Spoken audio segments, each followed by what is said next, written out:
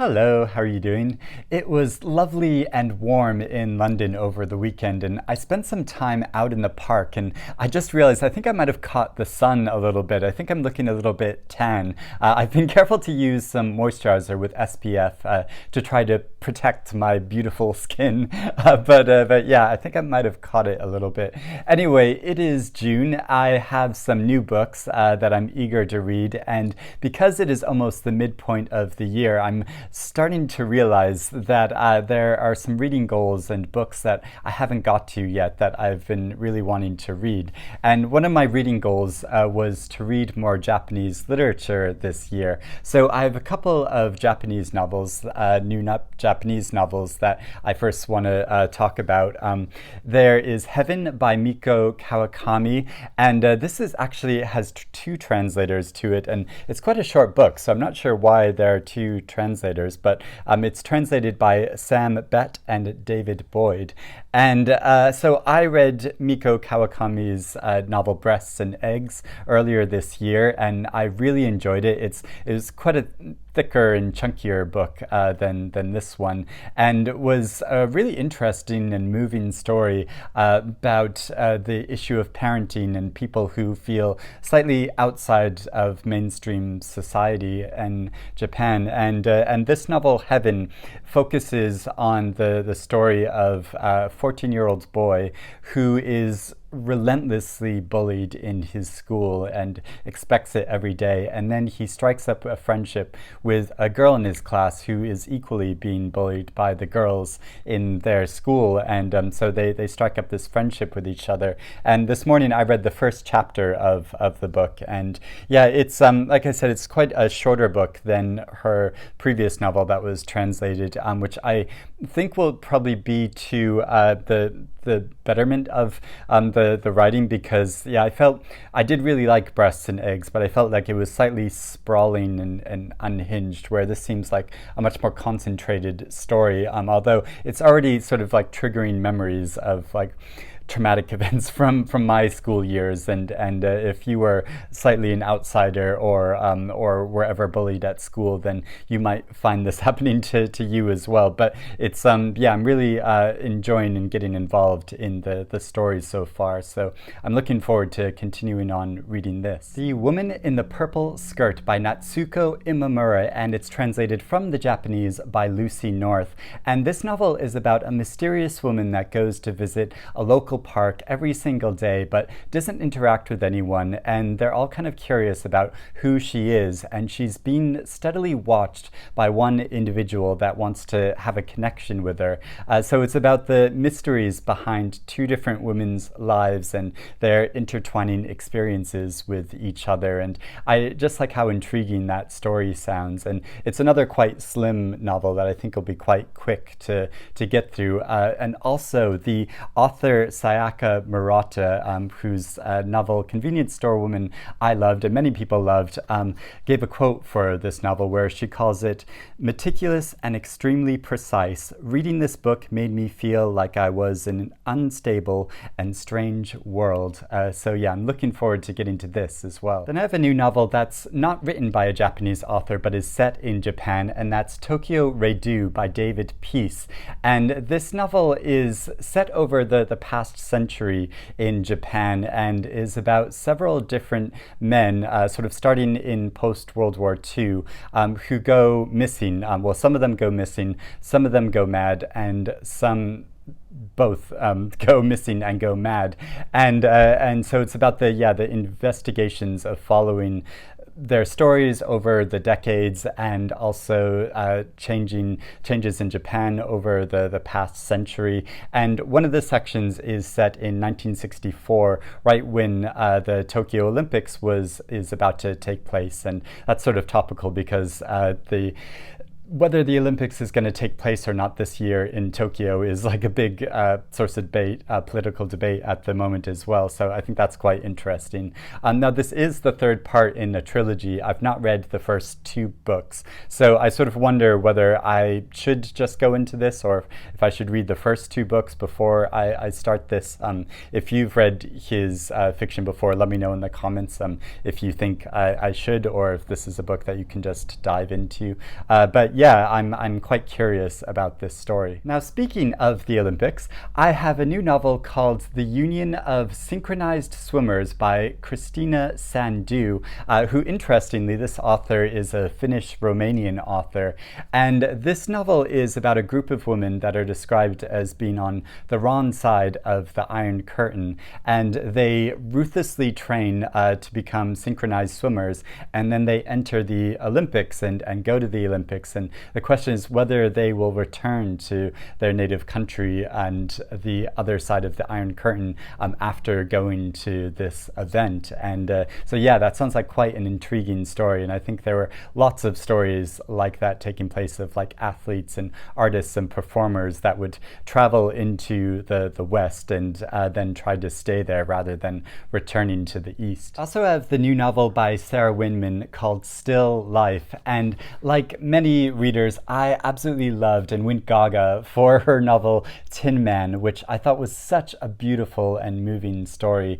So I'm really looking forward to reading her new novel. And this story is about a British soldier that travels to Italy during World War II, and there he meets an older woman who's an art historian, and they strike up an unlikely friendship with each other, and she tells him about her experiences meeting E.M. Forster in Italy, and she inspires him in a way that continues on throughout his life through the coming decades and moving back to England. And this story sounds somewhat like the movie Tea with Mussolini. I don't know if that's just...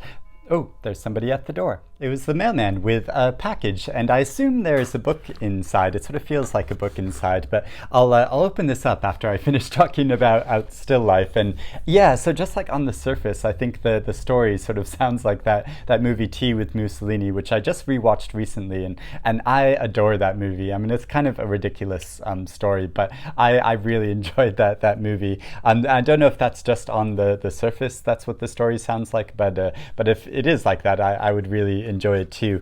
And I love, so this is a proof of the novel, and this is what the finished cover looks like. And I was really excited to get this note actually from Sarah Winman, hoping that I'll like this new novel of hers. So yeah, that's quite cool thing to receive. But yeah, a lot of people have been talking about this, and I'm looking forward to getting to it. Although I was looking and thinking like, oh, maybe I'll listen to the audiobook of it, and weirdly listed on Amazon on the audio book, it's described, the narrator is described as Sarah Winman, but with an extra N in her name, and I assume that's just the author herself, but it makes me wonder if there's like a doppelganger Sarah Winman with an extra N in her surname that's going around narrating her audiobooks.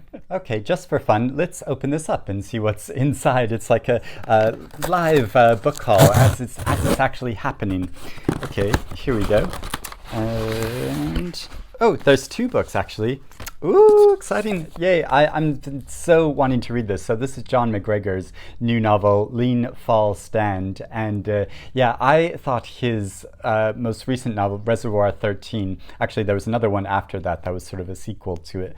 But yeah, I thought that was such a great book, really fascinating, like the actual experience of reading it. I wasn't too sure about it, but then when I got to the end of it, I just thought, this is such a moving and amazing book, and I've heard such great things about this new novel. So yeah, I'm really looking forward to reading this. I'm not even sure what it's about. So, oh yeah, it's about when an Antarctic research expedition goes wrong, and I love stories about the Arctic and travels that go there. I mean, it's terrifying in a way, but yeah, really fascinating stories. And also there is Chimamanda Ngozi Adichie's book, Notes on Grief. So this is a nonfiction book where I think she's talking about the process of grief. And I think she is such an incredible writer, and I'm really hoping we get a new novel by her. But in the meantime, I'm grateful for whatever she publishes. And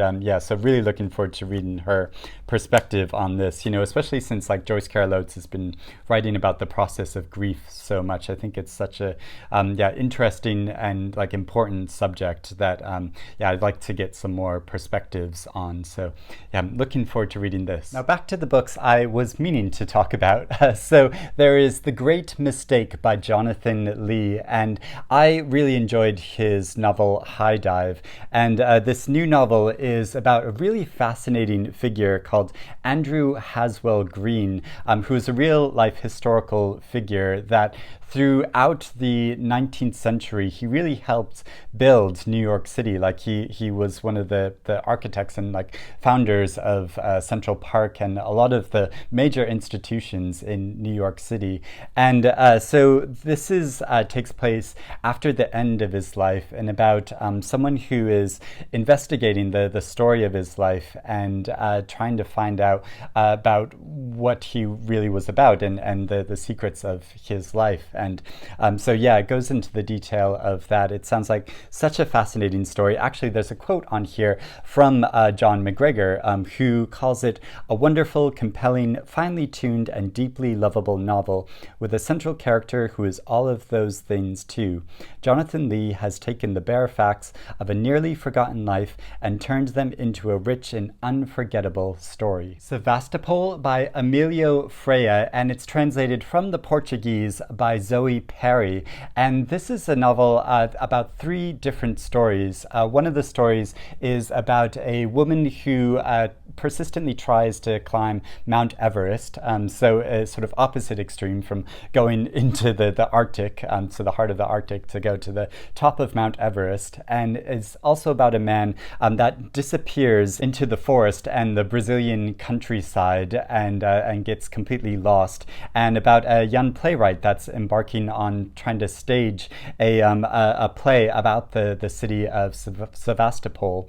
And this is loosely inspired by Tolstoy's The Sevastopol Sketches, which I've never read before. But yeah, I'm really interested to see novels that bring together threads of very different stories and how it goes about bringing those different stories together. And this is also published by Lolly Editions that publish really exciting new fiction. So yeah, I'm looking forward to reading this. Then I have a couple new memoirs that I'm really interested in reading. So first off, there is October Child by Linda Bostrom Nosgard, and it's translated from the Swedish by Saskia Vogel. So from the years 2013 to 2017, Nosgard was interned in a psychiatric ward where she periodically received electroconvulsive therapy. And she found through these treatments that she was starting to lose her memory and lose her past. And she's a writer, so the trouble is, like, how do you continue to be a writer without your memories and your connection with the past? And so yeah, it talks about that, her trying to trace her history and bring it back together, and the different pieces of her life, including being married to the author Karl Ove Nosgard, who's obviously very famous. And I've never read his books. I started reading the first part of his memoir, and I just sort of got distracted and never went back to it. But yeah, I'm really intrigued in this story. Then there is the memoir Consumed by Arifa Akbar. And this has been getting a lot of attention in the UK. Akbar is a theatre critic, and so her sister came down with tuberculosis and then died from that quite unexpectedly. So it's about the grief that the author experienced and her family experienced, and is sort of reflecting on her family's life, and also how her interaction with art helped her get through this process of grief. So yeah, this is another perspective on that subject that I'd be really interested in reading about. Ghosted by Jen Ashworth. This novel has such a beautiful cover. I'm just in love with this. This is so gorgeous, isn't it? Isn't this an amazing image? So this is a story of a woman whose husband goes missing one day. She's a working class woman. She doesn't immediately report that he goes missing, Finally, she informs the police about this, but then the police wonder why did she go so long without telling them. And so it's about the sort of mystery of this relationship that she had, and there's a sense that he might still sort of be a sort of ghostly presence in her flat. And so yeah, it sounds like quite a creative story, and like I said, I'm just a sucker for a cover as gorgeous as this. The Night Always Comes by Willy Vlautin, and I've never read this author before, but I have seen the film that's based on his novel Lean on Pete, which I thought was such a beautiful and moving film. And so yeah, I've been really wanting to read some of his fiction. And this is another novel about a working class woman who works multiple jobs while also trying to take some college courses. And she really aspires to purchase her own home for her and her family. But these plans are slightly derailed. And so it's the story of her life. And yeah, just like sounds like such a moving story. And so yeah, I'm looking forward to finally reading some of his fiction. The Startup Wife by Tamima Anam, and this is described as a feminist novel about a woman whose plans to start up her own computer science lab are derailed by her husband, who has these grand ideas to create a new app. And so she goes into business with him, and they create this app, which becomes very successful. But she finds that success comes at the price of her own desires and plans in her life. And this is inspired by the author's own experiences. She went into business with her husband to create Raleigh, a music technology startup, which became very successful. So it's sort of dishing the dirt on that. And Camilla Shamsi gave a quote for this novel where she says, "It is fresh, funny, brave, savage, smart. Tamima Anam hits every note perfectly in this novel about our new reality and the age-old problems of men and women that no app can fix." Then I have an anthology of short fiction called The Book of Venice, and this is published by Comma Press, and they've done a whole series of these books focusing on a different city. I've read the Book of Riga when I went to Latvia, and I talked about reading that book while I was going to Riga to visit there for the first time in a vlog I made a couple years ago. And I love the city of Venice. I've traveled there a few times over the years, and I just think it's the most beautiful, magical city, because like when you go there, it's like nowhere else on earth, and it's so fascinating. But also it's like beset by a lot of problems because it is such a magical city. It's like beset by tourists, and even just recently I saw an article about tourist cruise ships going back to Venice, and this is obviously a very fragile environment, like man-made environment that's really literally crumbling, and so yeah, it's under a lot of heavy burdens, and these stories are looking at the real stories of Venetians that live there, and the real lives of people that live there. And I always feel this like debate about, like, you know, how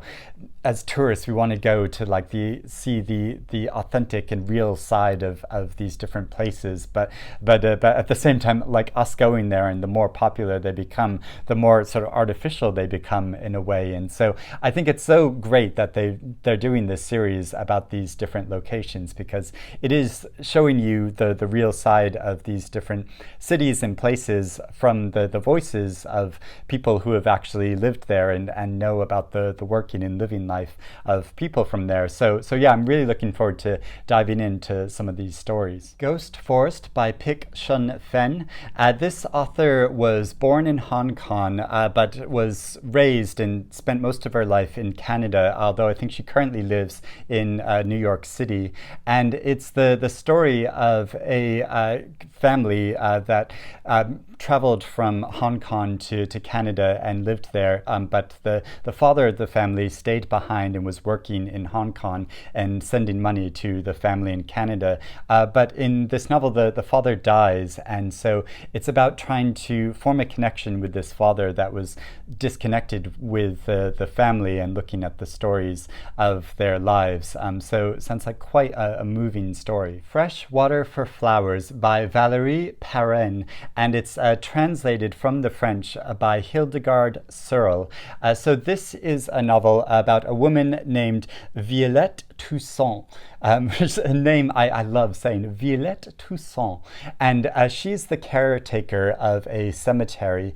And she finds one day that a man comes to the cemetery wanting to spread the ashes on the grave of another person. And this was the request of the person who died.